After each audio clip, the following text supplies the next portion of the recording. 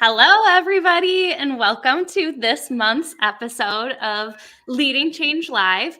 If you can hear her in the background, I have a very proud cat who found a shiny hair tie, thinks she killed something, and will not stop screaming in the background. So bear with me, everybody. I have got a couple of really exciting guests for me personally. I think of all of these people and spouse and friend, but all of them as close friends. And I'm really excited to dig into one of my favorite topics, talking about the transition of modernizing sales practices. But before we get into all of the questions that I've got for you guys, I want to start with introductions with you guys and also ask everybody who's joining us live this morning to come into the chat, introduce yourself, tell us where you're joining from, and start thinking about questions that you might have. I tell everybody every month that you can ask whatever questions you want. And if you don't ask questions, you're left to whatever's going on in my brain, which can be a scary place. So throw questions that you've got into the chat for us as we get going.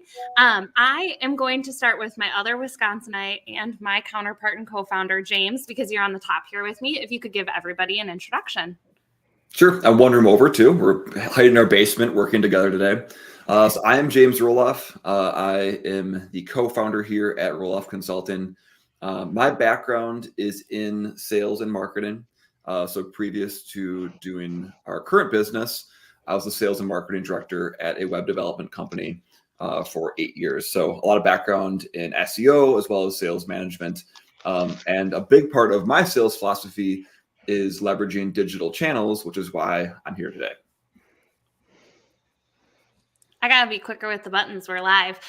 Thank you, James. And yeah, he is on the other side of the room. Marissa, I'm gonna come to you for the Florida native. So James and I are in Wisconsin, and we've got 2 Florida folks joining us. But Marissa, can you give everybody an introduction as well?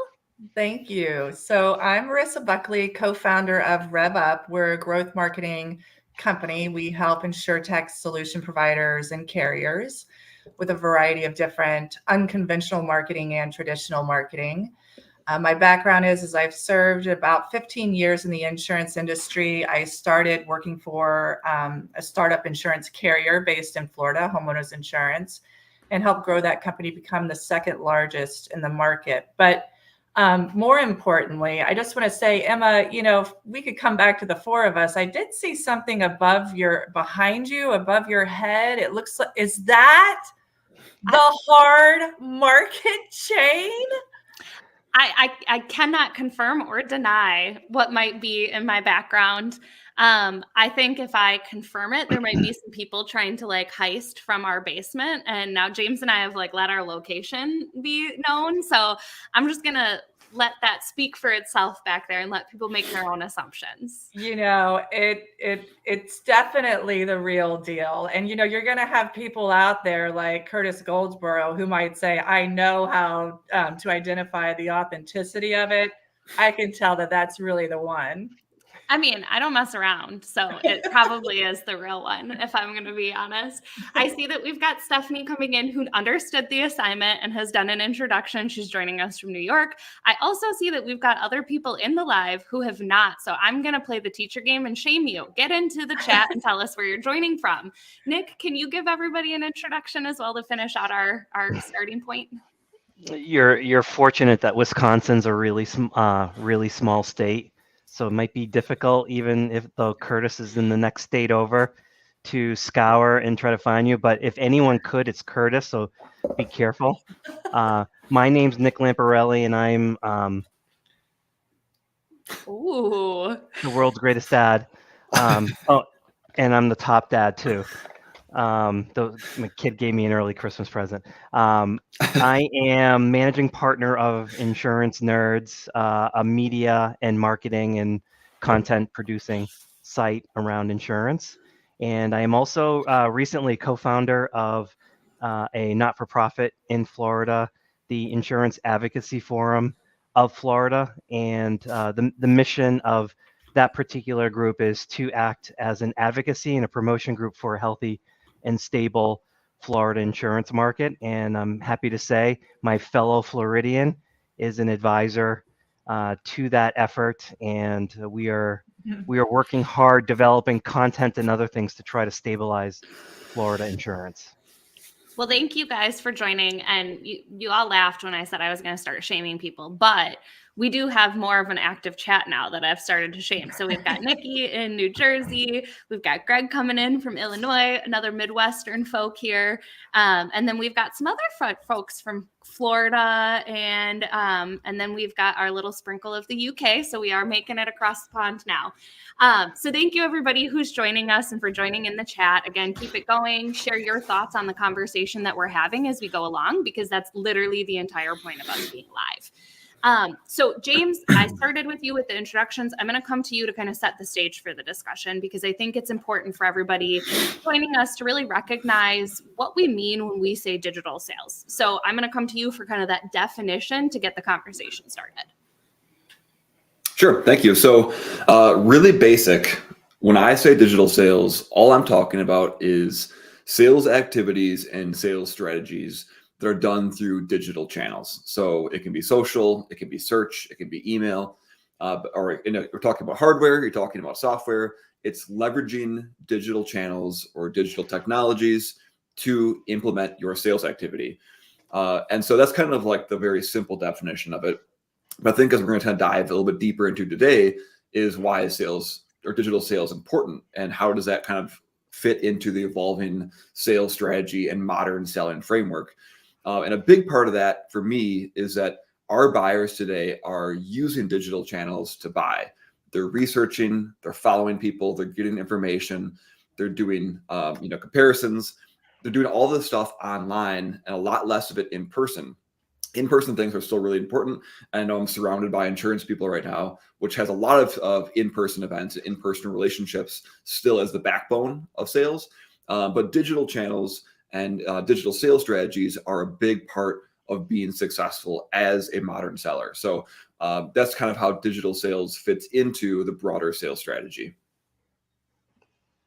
So I think you just hit on something that'll be a nice segue for us later, because we're also going to talk about how using digital sales tactics can improve those in-person events. And actually, full circle moment, some of the stuff that Nick was talking about in his introduction as well. But Nick, now I want to come to you, because you've been a part of our community, and we've had many conversations around this topic. And both James and I really love the way that you talk about rethinking what sales looks like in this digital age. So I want to come to you and talk with you a little bit about, like, why do you think that we need a different way of selling, and how have you reframed it in your mind? Yeah, so sales has changed dramatically over the last couple of generations. If you look at any of the old movies around sales, it was that heavy, always be closing, the ABCs, like you just have to push for the sale. You have to take like 8 no's before you get a yes. And the world has dramatically changed. To James's point, I have almost all of the information I need at my fingertips. So the sales process now is really, I am overwhelmed with options and information. And one of the big challenges that we've now seen, especially with social media, is that it is hard to tell what is real and what is vapor, right? So, they coined the term vaporware, right? The ability to like stand up a company, the ability to wireframe a product, to create something that looks like it exists, but it actually doesn't exist, is so realistic today. And so I think people are really thriving, hungry for authenticity, right? And I think that's just going to get worse with AI coming on board. It's going to be tremendously difficult to figure out what is real and what is not real, right? And so I think one of the opportunities that I think exists today, just because most sellers of whatever solution or product that they have aren't doing it, is what I call credibility marketing or credibility sales, which is basically showing your work, guiding the customer through that maze of options that they have so they can make a better decision. I think that's what the digital environment has brought us. It's the buyers know roughly what kind of solution they want, but they have so many different options that are available to them. How do they weed out the ones that are actually the solutions versus the, I'll call it the vaporware, the vaporware products. And so establishing credibility, I think, becomes incredibly important. Credibility equals authenticity, and that equals trust. And since the beginning of time, trust equals sales. So I think digital finally has gotten us to a point where you have the tools where you can be credible. It's just you have to have the guts to be able to do that. I really love the idea of credibility marketing and talking about like that authenticity piece being so incredibly important, because I preach it from the rooftops. But one thing that I wanted to add is I posted something to tell people to come join us for this. And it was a TikTok that I made yesterday that was joking about those things that you just talked about. And it was like, we're in sales. You don't like us. Even we don't like us. We're in sales. We don't understand the product. And it's funny. We all know those salespeople, but those salespeople and those tactics were the things that made me hesitant to come into the profession in the first place. And I talk about it anytime that someone asks me how I got into the industry, that James and his dad did what I call an intervention for me and like reshaped what sales looked like in my mind and helped me realize that I could be a seller by being an educator. And so that really ties nicely to kind of like some of what I'm seeing in the marketplace about like that shift. And the idea that like the best salespeople are not typical salespeople when we think of that stereotype that we have in our mind. Marissa, I want to come to you now because two things. One, Curtis clearly was not on in the very, very intro. That everyone on this team might not be Team Save the Chain. But beyond that, you have come from the marketing side. You're not necessarily a direct seller, while you certainly sell being a founder, and marketing and sales are so intertwined. But I'd love to get your perspective for anybody that's joining that's not in a direct sales role, how this idea of digital sales tactics plays into roles that aren't in direct selling. Great, Emma. Thank you. So yeah, I just want to first say that, the way the hard market chain and being a part of this and the fact that Curtis wasn't here in the beginning is all meant to be, because, what we said in talking about the authenticity of the chain that's behind you is really, really important.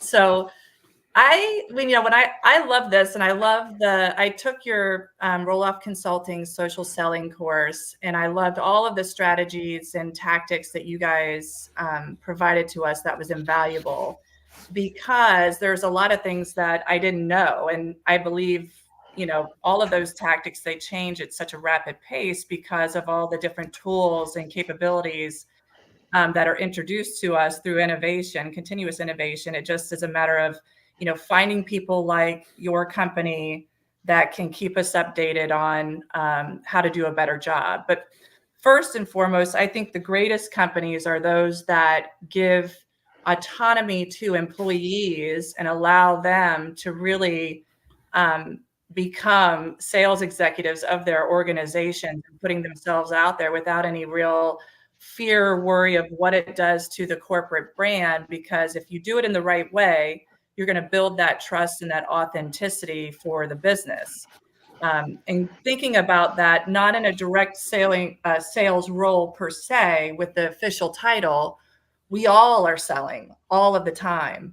So I think we all need to think in that way, no matter what level or position we are in. But people are really, really great at forming a perception of you and your business. So why not feed them the information that's true to who you are in a very authentic and conversational way that is going to be a major lift for your organization. And I've got a couple of examples that I just want to present here with a few C-level executives within our industry that are doing it so right, and they're not in a direct sales role.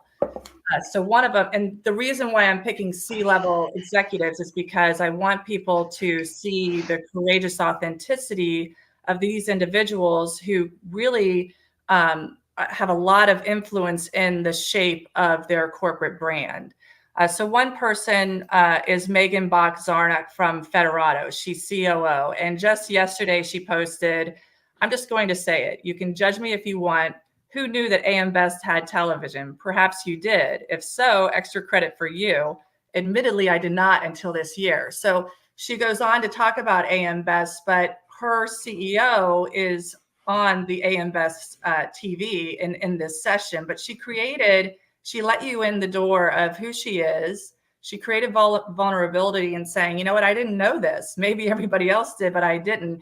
But that just creates a tremendous amount of likability and trust with someone that is in a very prominent position and can shape the perception of a company really easily. And I think that sort of positioning, being your true self in LinkedIn, is really what moves the needle in terms of building relationships, building trust, and increasing revenue for your business. Another example is Brenda Gibson from Red River Mutual, and she's president and CEO of that company. And she says, as a leader, you often get asked who your mentors are or who you learned the most from. And my answer is always that I learn from everyone. Everyone has a personal and professional experiences I don't. So here's, another great example of the top person at a company who's talking about the value of every single person that she comes into contact with. She says perspective is a great way to remain grateful and gain understanding, especially in times of frustration. I just think, you immediately develop this fondness for someone that is the leader of a company. And if they're out there doing that, expressing themselves in that way, they're informing people of who they are rather than not saying anything and letting others form that perception of you, which most, undoubtedly will be somewhat inaccurate. Just like the perception that Curtis Goldsboro likes to create of me. It's hugely inaccurate. And you don't like the laser eyes? I got to do some crisis management here on a constant basis just to salvage my reputation. Everybody teamed up. I do love that you added those examples. And for everybody that's watching, I linked the profiles as Marissa was mentioning them in the chat so that there's a link to their profile and they're tagged so that they know that when they hear their ears ringing, that you're saying lovely things about them, Marissa. But I think that that's a really great way of thinking about it, is the fact that there is a reputation about you in the market. Why not have control over what that narrative looks like by the content that you're creating and the brand that you build? So I think that that's a really powerful way of thinking about the value of digital sales tactics and social selling, even if you're not in a direct sales role. Dan popped into the chat, and actually this is going to set me up really well to come back to the next question to you then, James. And so he talked about the idea of loving the fact that salespeople can be more of educators and make selling less scary. And I think that this ties really nicely to the idea then, James, of talking about what does it mean to create content?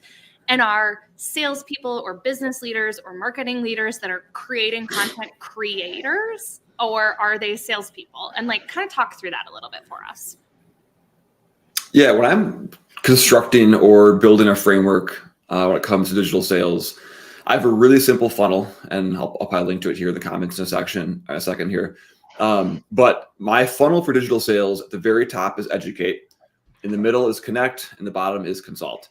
So the very top of a digital sales funnel is all about educating. And that goes back to what Nick was saying, that building trust and credibility is, the baseline for any sales activity. And it used to be that salespeople could say things and give information to prospects, and they kind of had to take it at face value and believe it because they couldn't do their own research. But now with digital channels and the ability to search and go on social and read reviews, you can get that information. The prospects, the customers can get the information themselves. So there's no longer that information discrepancy between the sellers and the buyers. So for you as a salesperson in the digital world, at the very top of the funnel, most of your activities should be educating. So publishing educational information, whether it's text, whether it's videos, whether it's doing events like this, all of that gives you the opportunity to teach your prospects. And additionally, as they're doing research, they're going to stumble upon the information that you're producing. And that's going to build that trust, going to build that credibility for both you as personally as an individual, but also your company that you're representing too. So I put a lot of emphasis on educational activities at the top of the funnel for digital sales tactics. So that's where I say, sales today is not just being a salesperson. It's being a teacher. It's being a problem identifier, a problem solver. And then as you move down the funnel, then you start talking about connecting. So that's where you actually have conversions. We're out here, we're talking today. But if someone wants more information, I encourage them to follow me, follow Emma, right? That's that connection side of things where you pull people in from your audience who might be a good fit to work with you. At the bottom of that digital sales funnel is all about being a consultant. So by the time you're talking to a prospect one-on-one that came through digital channels, they already have a baseline trust with you. There's not that weird salesperson prospect kind of animosity or battling kind of thing. If they came through digital channels and they've read and consumed your educational content, they trust you. You are a trusted advisor, and now you're helping them through that sales process. You're working with them one-on-one to solve their specific business problems. So it's a very, very different sales strategy than kind of more of that animosity or kind of, again, battle-driven view of overcoming the challenges or overcoming the negatives in a situation. It's really more of, no, you built that trust by educating. Now you're that trusted advisor as you work someone through that buying process. Gotta unmute myself before I start talking. One thing to add to that too is the education that you're doing. While the ultimate goal is to connect with people, whether it's via LinkedIn or in person down the line, there's a lot of people as a seller when you start creating content that lurk. And I want to take a second to talk about the lurkers and the importance of consistency and getting in front of those lurkers. Because again, I've been in a sales role for over 10 years, focused on like large scale enterprise sales into carrier executives and other industries like manufacturing and the like. And I can tell you the CTO of an insurance company might not be in my comments all the time. They might not be interacting with my content, but they might send me a direct message to let me know that I've hit on a pain point that they have in their organization. Or when I see them 6 months later at a conference, they might tell me that they started following me, and I would never know because they've never interacted with anything, but they can cite direct videos that I've created or conversations that have been sparked from content and the education that I'm putting out there.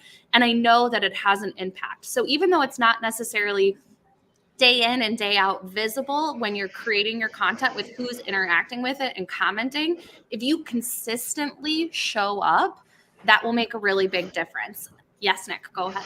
Yes, I want to piggyback on both of those things because it goes. The title of this session is old school versus new school, right? So, James, when you think about the funnel, old school, it was the company that was producing the solution, the vendor, right, that was managing the funnel. And their job was to get as many bodies or companies or prospects, they even use the word suspect sometimes, into that funnel and then manage them. They would do the qualifying.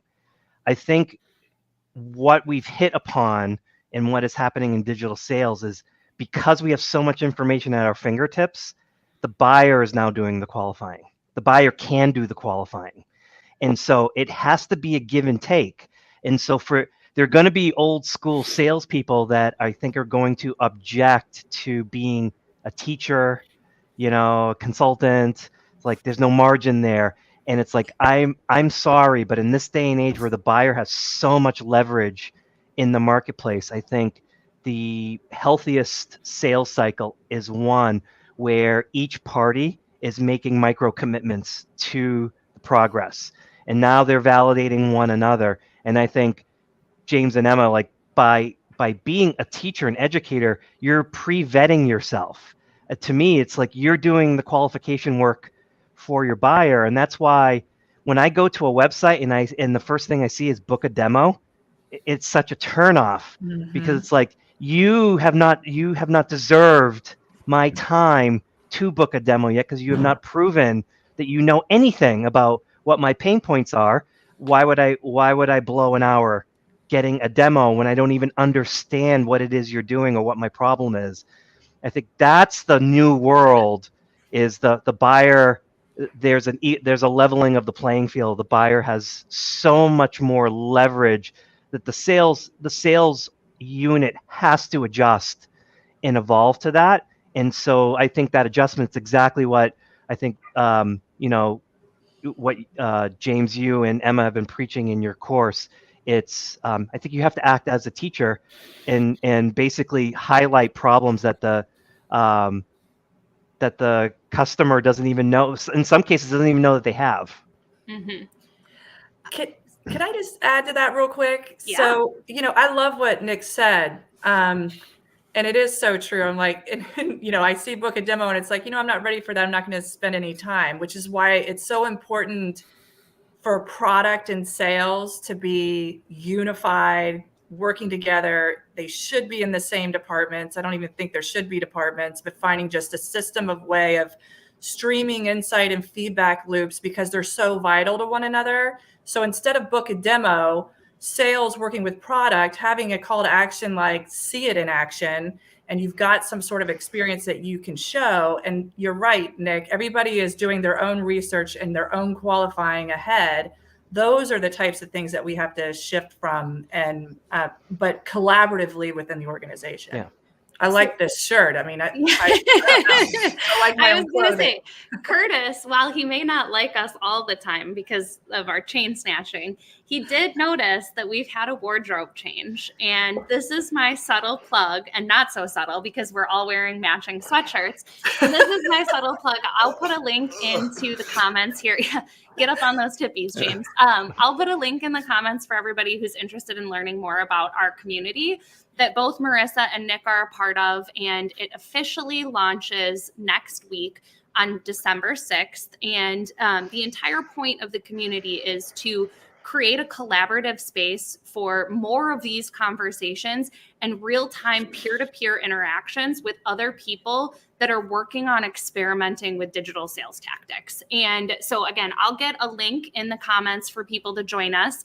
If you do join as one of the first 50 members next week on Wednesday, when we release the registration, you will get one of these very fancy Catalyst community sweatshirts. And when I say that, like, I painstakingly searched for the most comfortable sweatshirt that I could, and then have gotten reports that they are in fact very comfortable.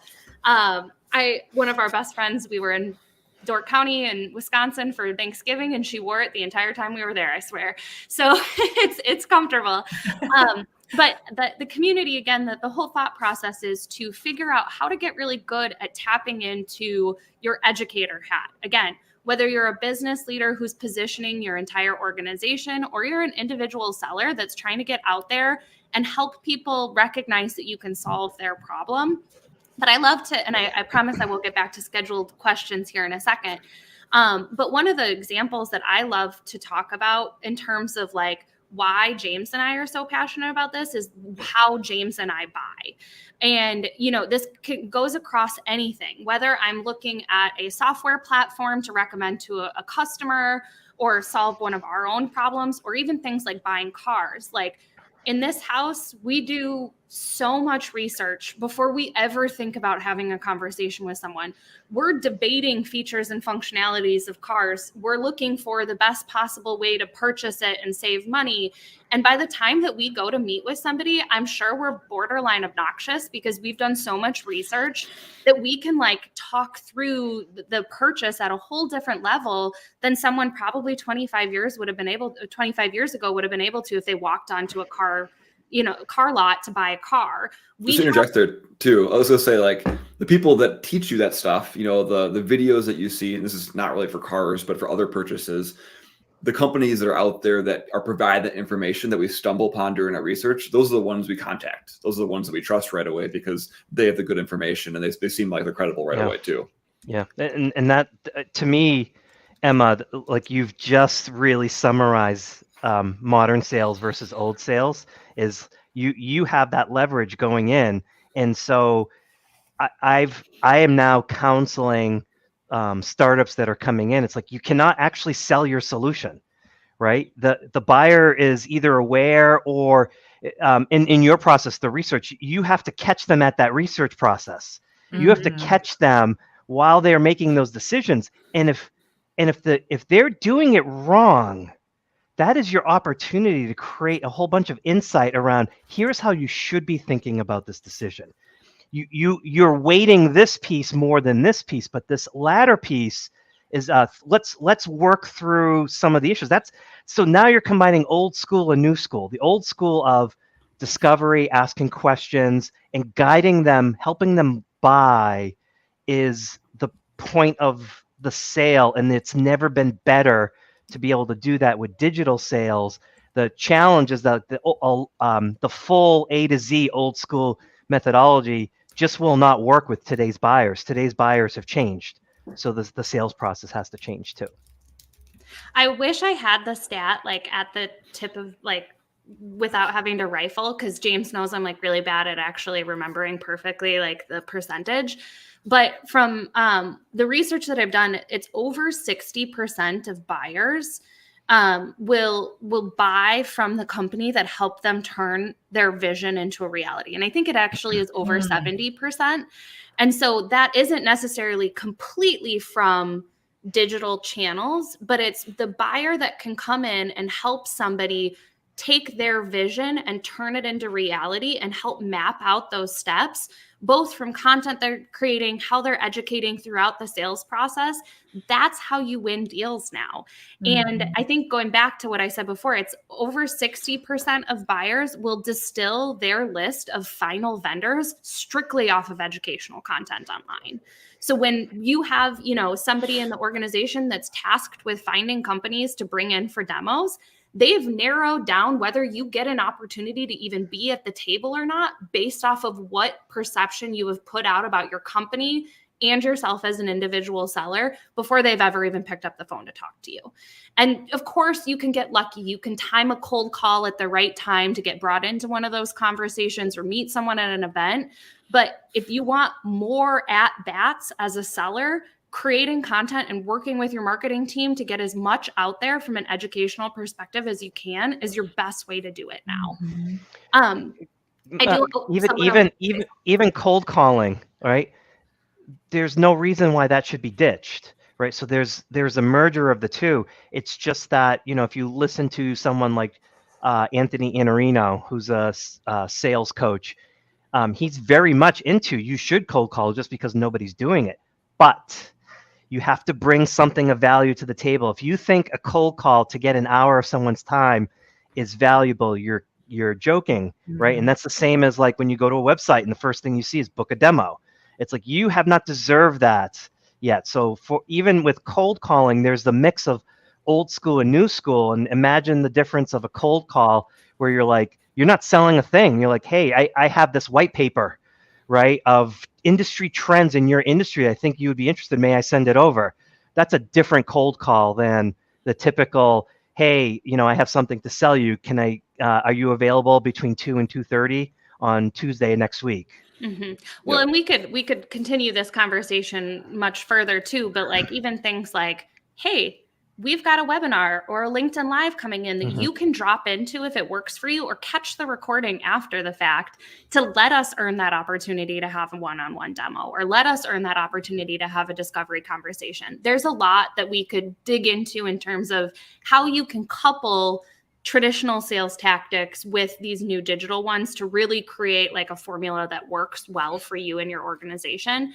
But we've got about 10 minutes left, and I have 2 more things that I want to hit on, and maybe a question or 2 from the audience. So here's my final plug to you. Final warning, if you've got a question, put it into the chat.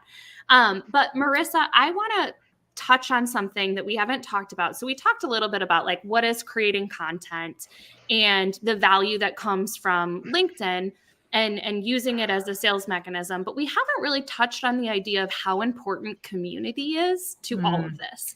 How important building a tribe, whether they're direct buyers or people in your industry are. And this is something that I think you do better than, even when you were giving your last response, you highlighted other people in your community and you put people up in the spotlight rather than taking your opportunity to do it all on your own. So can you talk a little bit about some of the ways that you've used LinkedIn to foster community and how you think other people could really lean into that? Yeah, thank you for the compliment too. I would say it all is driven by communicating and connecting from the heart. So being able to express your feelings, being able to express your admiration and gratitude for other people, it really does create that tribe like you're talking about unintentionally. And it's a natural community that's forged because you are bringing your true self to the world, and people will see that, connect with you. And that is the most powerful and greatest way that you can get really, truly incredible people around you that are going to support you throughout your career, and vice versa. There's always that shared value. So I would say really starting with being bold and putting yourself out there with words that are from the heart and expressing what your true thoughts and feelings are. I'll say, I just saw you post a comment from Philip Morris.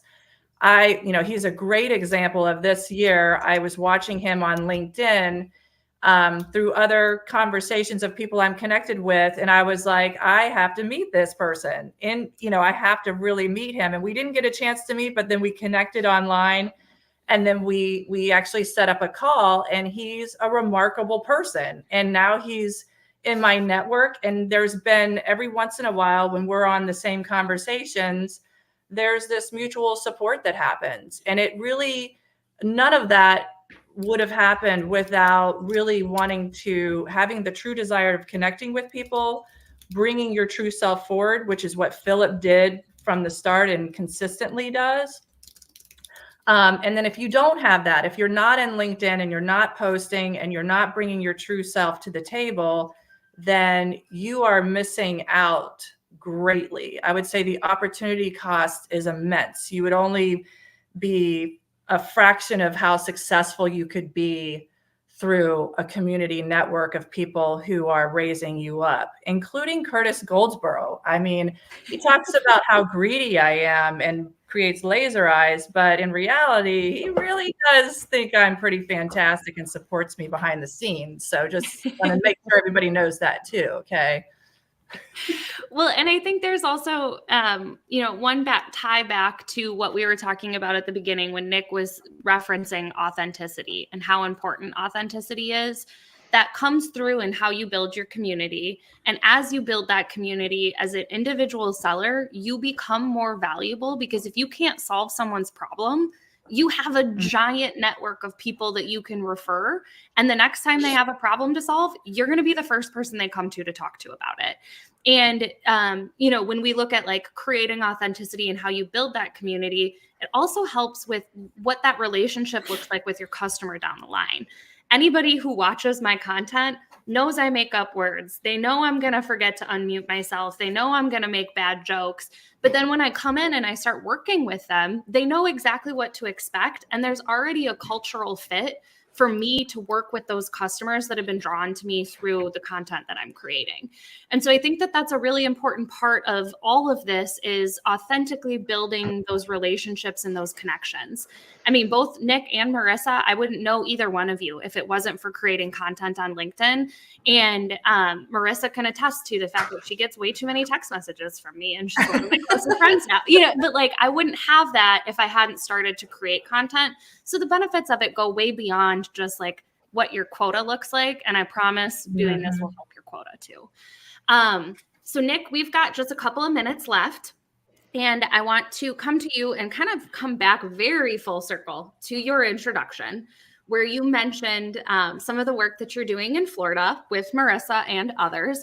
And I want to tap into, how does this community that you've created on LinkedIn and through digital sales channels helped to support these in-person and regional initiatives that you're pushing forward? Yeah, well, if it wasn't for digital technology, it would have been, essentially, my co-founder Mark Roth and I had a 2-week sprint to stand this event up and get folks to come and find sponsors and figure out where we were going to have it. We ended up getting 40 to 50 people that showed up that were not showing up just because it was me, but they were concerned citizens. Right. And so the digital technology allowed that to happen. It was in Tampa, which is 2 hours from me. I didn't even have a local community there to lean on. And now, just a few weeks in, now I do. Right. I think just from that part, it just kind of lubricates the gears and kind of makes it function better. But I think most importantly, we got so much momentum and traction from that one event, and digital technologies allow me to stay in touch, to just keep delivering nuggets of value to this community, to let them know, like, I'm still thinking of you, I'm still solving this problem, here's how I'm doing it, here's a bit of information. I'm like Marissa, I'm networking behind the scenes. You two should know each other. I think you can help one another. This is outside of me, right? But I think you two can help one another. So I think the community aspect of it and using digital technologies is really powerful, but it has to be authentic. I can't stress that enough. Like, the technology is there for you to fake it, but you can only fake it for so long before people sniff you out, especially if you're building a community just to monetize them, right? At the end of the day, selling from the heart, like having true authenticity about what it is you're trying to accomplish, that matters. And if you're trying to scale poor, inauthentic behavior, that will scale. It will scale very poorly for you, though. Like, it'll scale, and then you will suffer in a really bad way when you crash and burn. So that's I think at the end of the day, if everyone's going to leave here with one message, it's authenticity. You have to be your true self, and if you're delivering content over time, your true self will emerge from that. You can't hide it, Emma. You can't hide from your word making salad. It's not possible. In our house, we call it the Emma thesaurus because I like to make up words that mean the same thing as what I mean to talk about.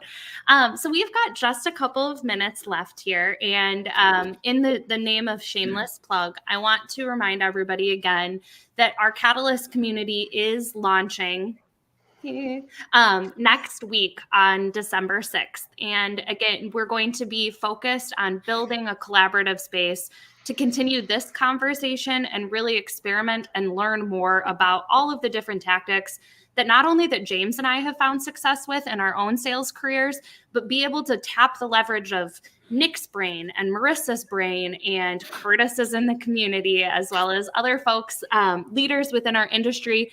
And when I look at our wait list right now, we've got carrier executives, we've got vendors, we have a really nice mix of people from across the life cycle of insurance and beyond that are going to be a part of that for us all to really come together and learn.